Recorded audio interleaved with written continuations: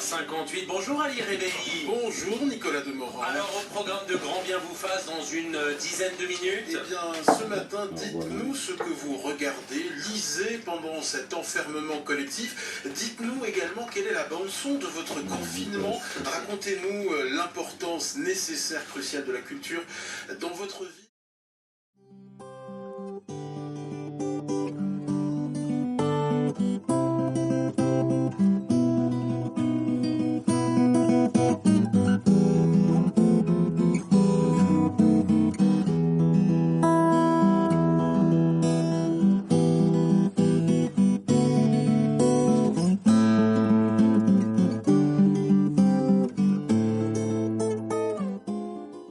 Exprimer sa colère sans perdre le contrôle. Qu'est-ce qui vous met en colère, vous, en ce moment? Le manque de masques et de tests sérologiques, l'éducation des enfants à la maison, la vie de couple, le comportement de ceux qui ne respectent pas le confinement, le standard vous est ouvert, ainsi que la page Facebook de Grand Bien vous fasse. Tous ensemble à la maison, bienvenue dans Grand Bien vous fasse.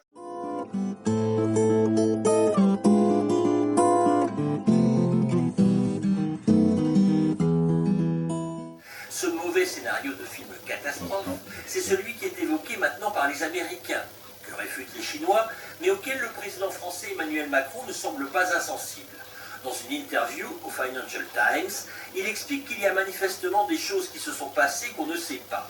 Enfin qu'on ne sait pas peut-être, mais dont certains se doutaient depuis pas mal de temps.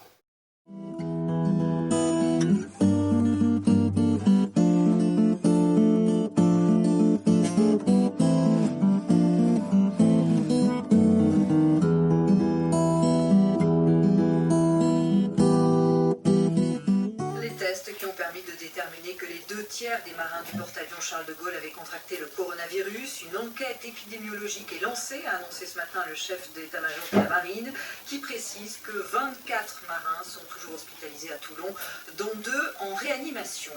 Le soulagement pour les résidents des EHPAD et leurs familles privées de visite depuis le 11 mars dernier. Elles sont à nouveau autorisées, en théorie à partir d'aujourd'hui, mais il faudra sans doute quelques jours pour mettre en place les conditions sanitaires très strictes. Florence Arnez-Moumé, directrice générale du syndicat national des établissements privés pour personnes âgées. Ça va être d'abord l'équipe soignante qui va préconiser qui doit bénéficier de ce dispositif en priorité. Et puis, au fur et à mesure, on espère pouvoir, tout au long des prochaines semaines, faire profiter l'intégralité des familles de ce dispositif. Certaines villes ont annoncé vouloir fournir un masque gratuitement à chaque habitant. C'est le cas notamment à Amiens, à Paris ou encore dans la région des Hauts-de-France. Aujourd'hui, donc ça ne sert à rien d'appeler aujourd'hui pour tenter de prendre rendez-vous, il faut attendre encore. Exactement, absolument. Il faut attendre déjà quelques jours que les établissements s'organisent et mettent en place leur parcours de visite. Ça va être un parcours tout à fait particulier, avec des mesures barrières tout à fait particulières. Et une fois ce parcours mis en place, les directions d'établissement vont appeler les familles et vont prendre des rendez-vous.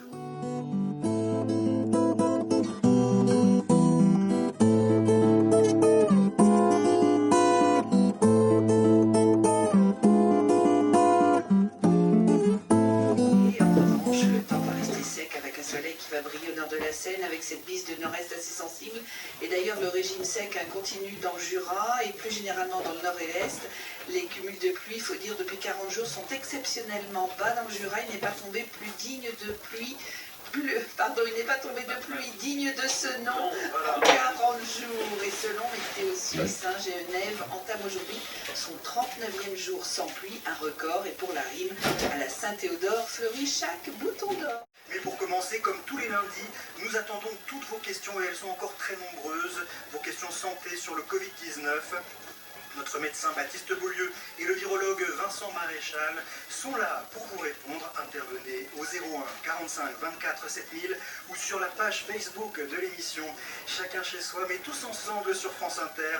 Bienvenue dans Grand Bien vous fasse, la vie quotidienne au temps du confinement, mode d'emploi. L'exposition, c'est pas tout à fait le fait d'exprimer les symptômes. L'exposition, c'est la probabilité de rencontrer le virus, ça c'est une chose.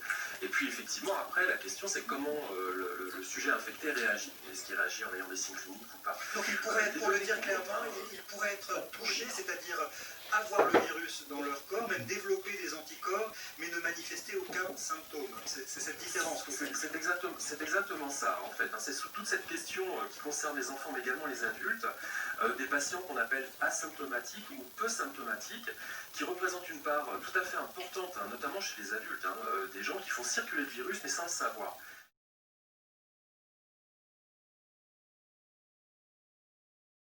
Moi, je pense qu'une meilleure concertation avec tous les acteurs concernés, ce qu'on appelle la communauté éducative, aurait permis qu'il y ait un protocole sanitaire clair et qu'on évite des disparités entre territoires et des inquiétudes. Certains enseignants, Najat Vallaud-Belkacem, menacent d'exercer leur droit de retrait s'ils n'ont pas suffisamment d'informations quant aux mesures de protection. Si vous étiez enseignante, si vous étiez prof, vous, Najat Vallaud-Belkacem, vous reprendriez les cours à partir du 11 mai ou vous exerceriez votre droit de retrait? Je serais sans doute syndiquée et j'estimerais indispensable que mon syndicat soit entendu, soit autour de la table et participe à la prise de décision en quelque sorte, parce que ces modalités pratiques, il n'y a que dans la discussion entre acteurs qui ont des angles, qui ont des visions qui se complètent, qu'elles peuvent être décidées et qu'elles peuvent être intelligentes. Moi, je crois vraiment à l'intelligence collective. Oui, mais vous iriez ou vous iriez pas? J'irai, mais je demanderai naturellement qu'un certain nombre de garanties soient réunies et je comprends que les professeurs les demandent, ces garanties.